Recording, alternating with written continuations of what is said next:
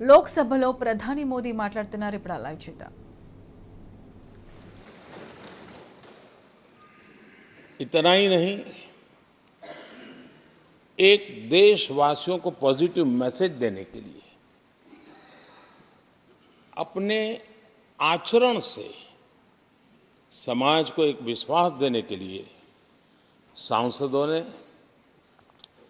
अपनी सैलरी में से 30% कटौती का निर्णय सबने खुद ने किया, ताकि देश को भी विश्वास हुआ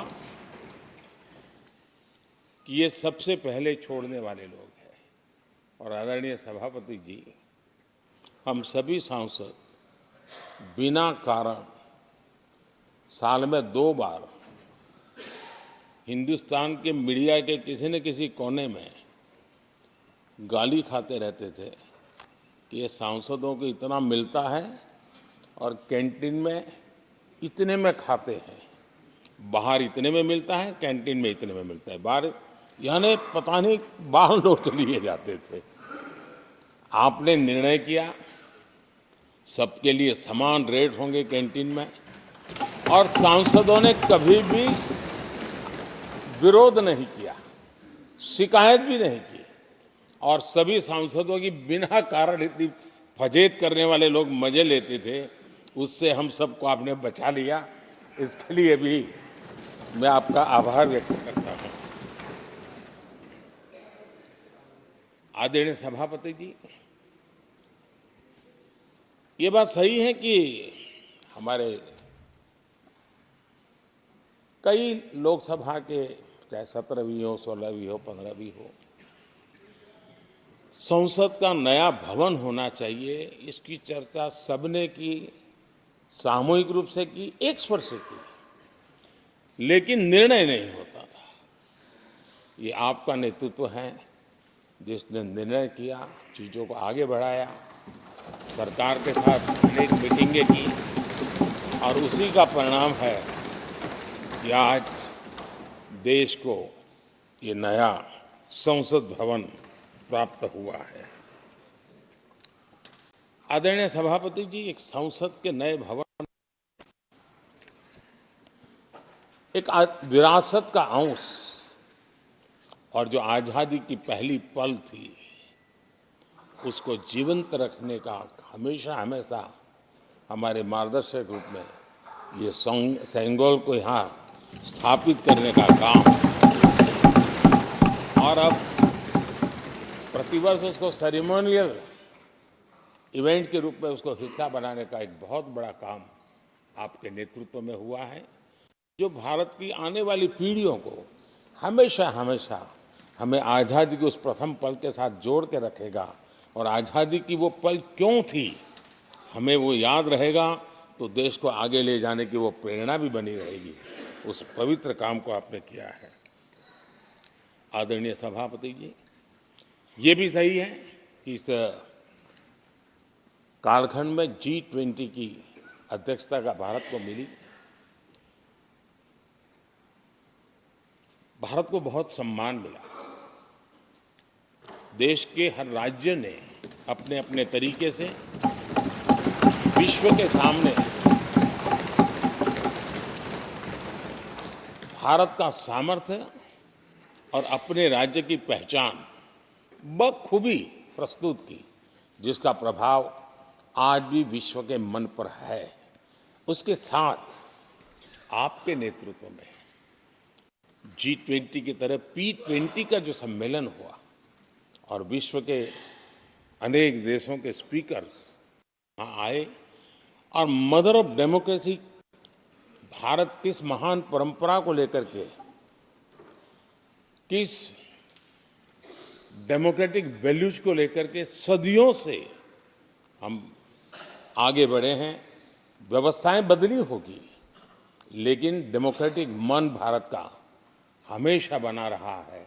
उस बात को आपने विश्व के स्पीकर्स के सामने बखूबी प्रस्तुत की, और भारत को लोकतांत्रिक व्यवस्थाओं में भी एक प्रतिष्ठा प्राप्त कराने का काम आपके नेतृत्व में हुआ।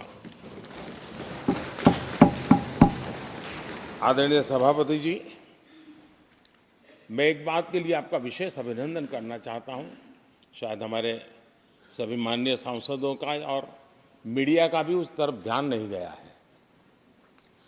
हम संविधान सदन जिसको कहते हैं, जो पुरानी संसद, जिसमें महापुरुषों के जन्म जयंती निमित्त उनकी प्रतिमा को पुष्प चढ़ाने के लिए हम लोग एकत्र आते हैं, लेकिन वो एक 10 मिनट का इवेंट होता था और चले जाते थे। आपने देश भर में इन महापुरुषों के लिए वक्तृत्व स्पर्धा, निबंध स्पर्धा का एक अभियान चलाया।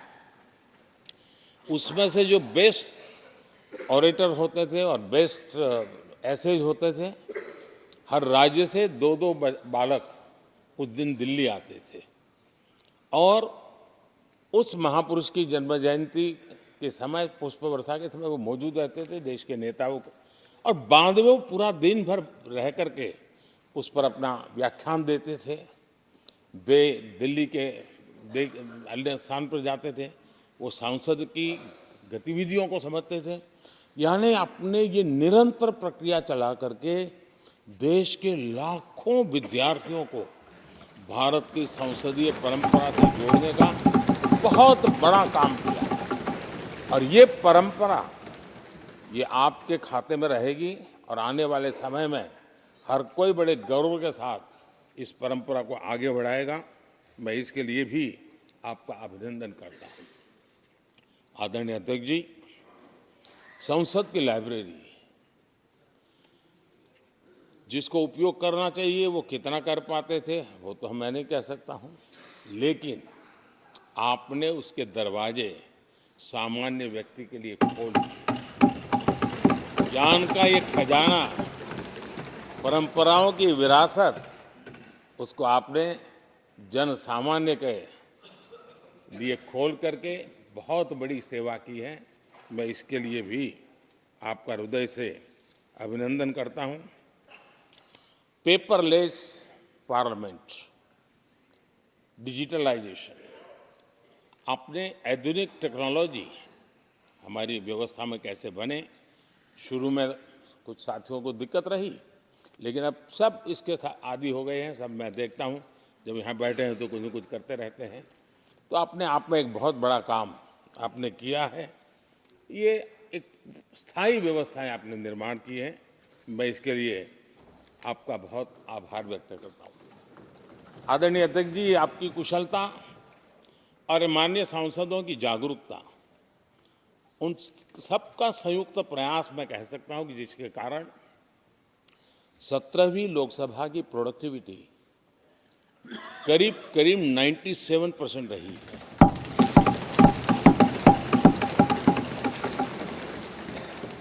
97% प्रोडक्टिविटी अपने आप में प्रसन्नता का विषय है, लेकिन मुझे विश्वास है कि आज जब 17वीं लोकसभा की हम समाप्ति की तरफ बढ़ रहे हैं, तब